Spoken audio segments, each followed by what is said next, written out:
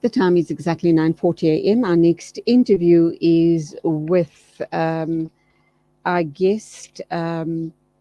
Let's just get his name. It is Chief Marcello Florus. And he's talking to us on behalf of the Executive Council South Africa Aboriginal Congress. I find this very, very fascinating indeed. The terminology Aboriginal, I always thought it was really reserved for the people of Australia and New Zealand. So what is this all about? We understand there is something that is going to be happening on the 30th of November at 11 o'clock, and it is the Coloured Persons Emancipation March. So very, very good morning to you, Chief Marcello Florus. Welcome to the program. And I am truly interested in understanding what is this all about. Thank you very much. And good morning to you and to the listeners. And thanks for having us on the show.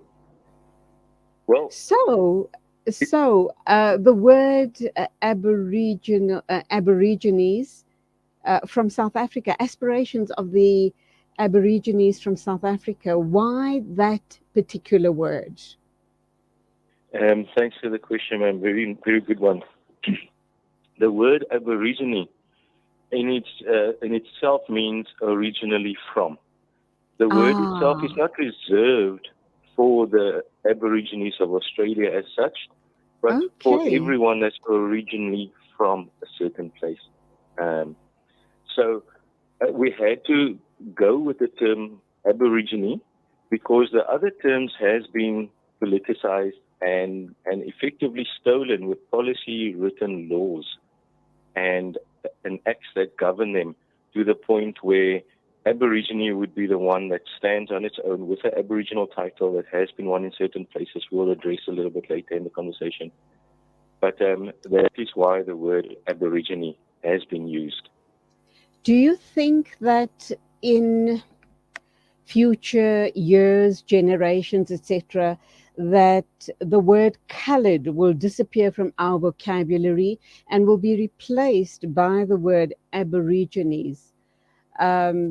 If so, why? How are we going to conscientize our youth to this perhaps important word and then understanding of the word, suggesting that it indicates people that are originally from that land or the original peoples of that particular area or land? Yes, that at the moment is a very hotly contested chat ground, I would say, and various campaigns are running currently for hashtag coloredness must fall, I am not a colored, or who am I campaigns. These are primarily driven by government, politicians, and government institutions.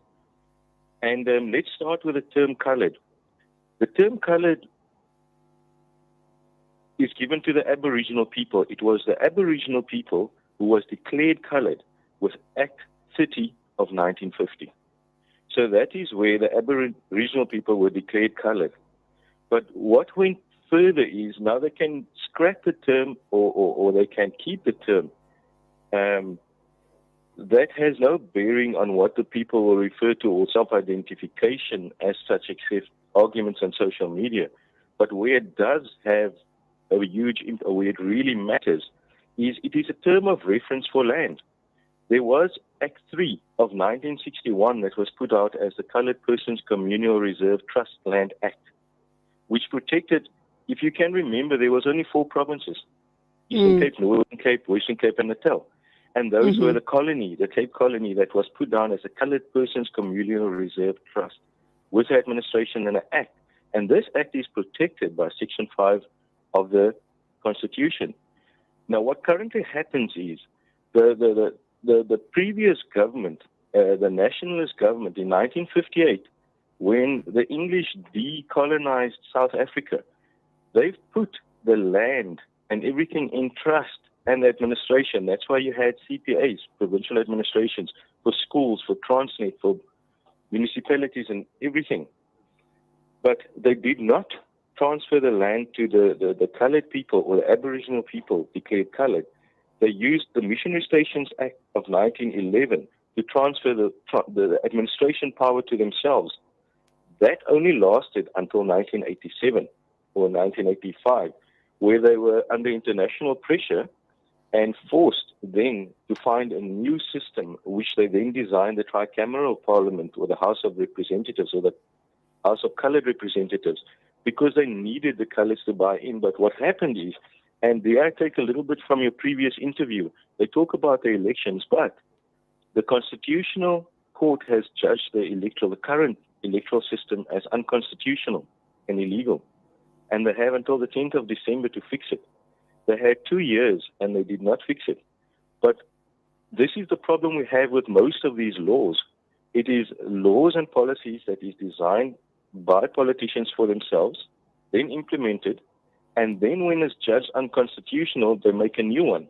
But the damage that's been done with the law that has been made is often to never restituted or repaired. So when we go back then to what I was saying about 1987, then they decided they're going to, actually since 1948, but it peaked in 1987, when they decided they're going to drag our people to the polls, but on a representative parliament.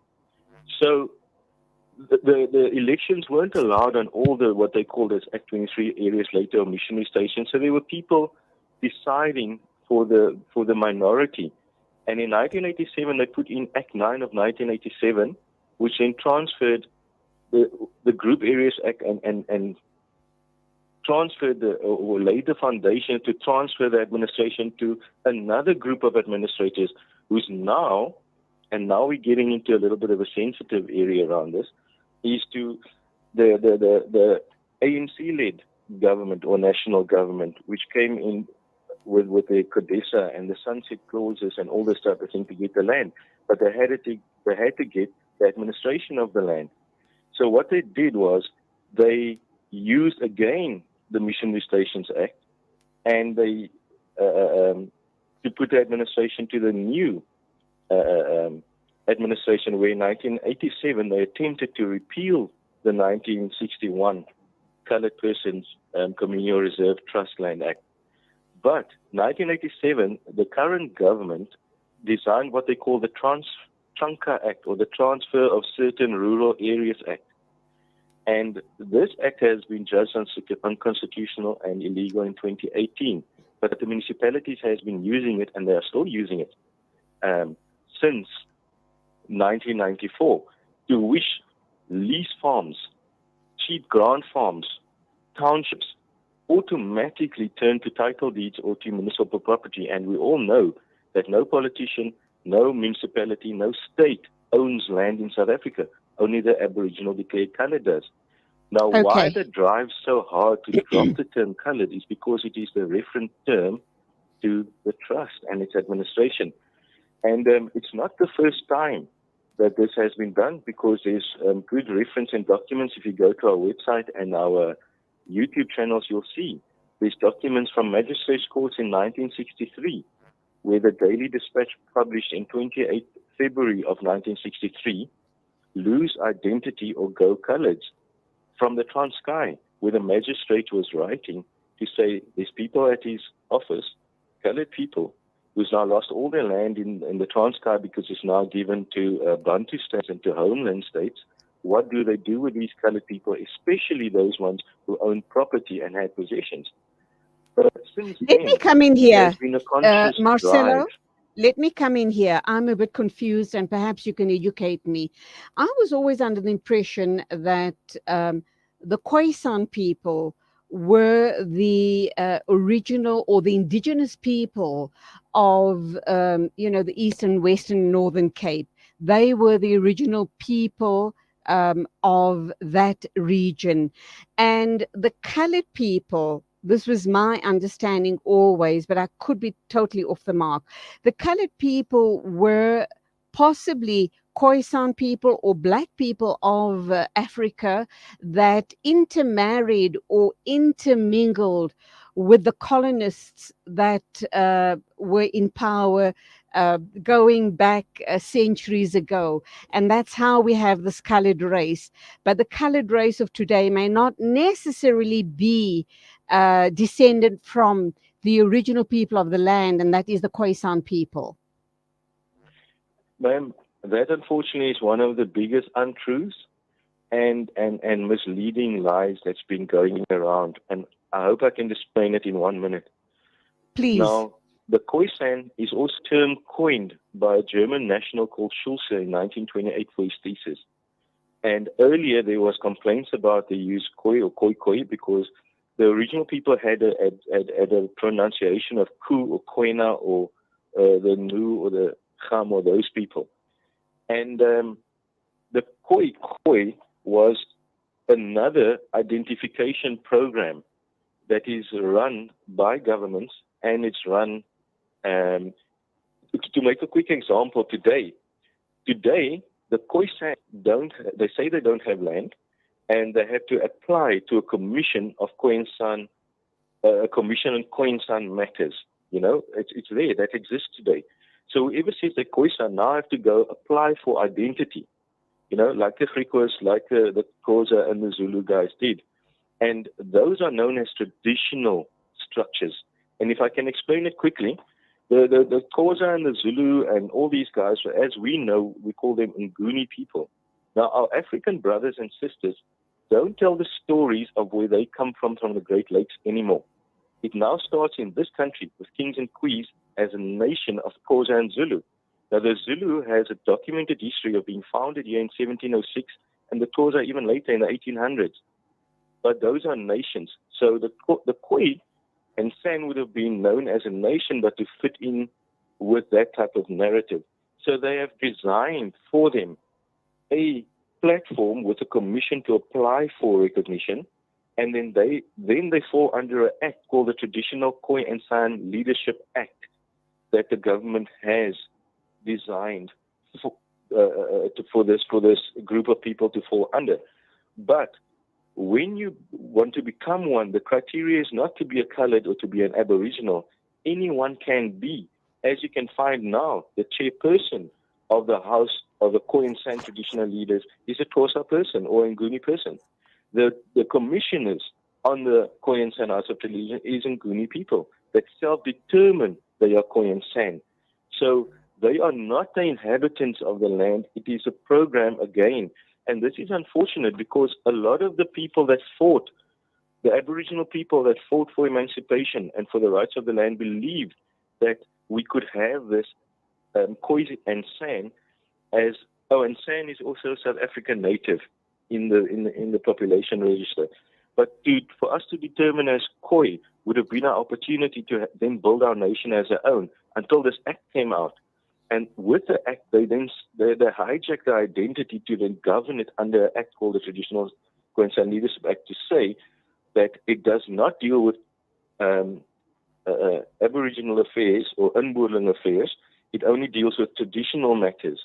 And that for us is a problem because we understand what traditional are. So in a nutshell, our Nguni brothers and sisters are writing off the beautiful indigenous or Aboriginal history for a traditional one here in this country. And we are wanting to prevent our doing that. I hope you could understand. Yes, it's a lot of information. still, it is. We're going to have to wrap up there. I find this absolutely fascinating. And undoubtedly, we will have many more conversations going forward. But just a very quick and a short, sharp answer to my question. Would I then not have been correct in my assumption that the majority of the colored people today in South Africa are really mixed race people? They are not the original Griquas or Khoi or San people, so to speak. It's really about over the generations, through mixed marriages, we now have this large colored community in South Africa.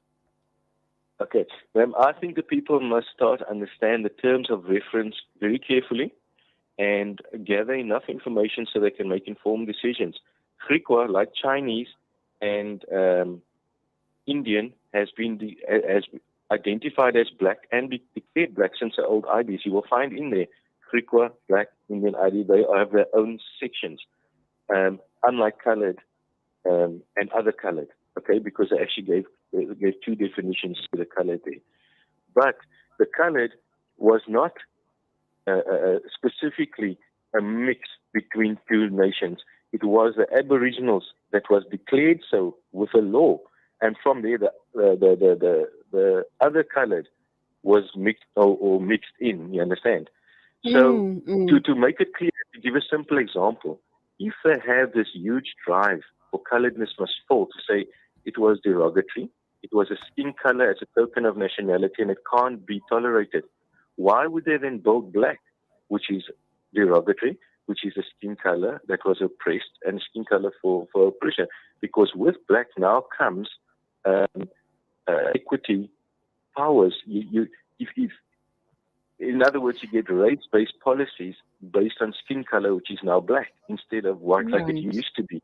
Right. So unfortunately, people understand. Yeah. I'm so sorry. We're going to have to leave it there. This is truly fascinating.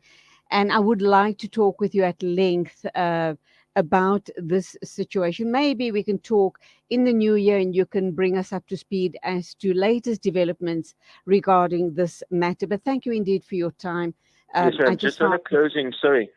Yes. We missed out to say that we do have a march, our Emancipation March, at the end of November in Cape Town, which is the 30th. Yes, I did. I announced Aboriginal that. people, yes, will I walk announced that at the beginning of the program. Yes. Thank you very Okay. much. And we hope to share more information at the gathering with the people there. And thank you for having us on your show. Absolutely. We do need to talk some more on this matter. Go well and good luck with the march, which happens at the Grand Parade in Cape Town on 30th of November at 11 o'clock. It's the Coloured Persons Emancipation March. And I do thank you for being with us on the show this morning. It is exactly 9:57 a.m. Standing by to talk to us is Zakir Avadi. And we're going to be looking at the issue around where are we in the fight against capture and corruption.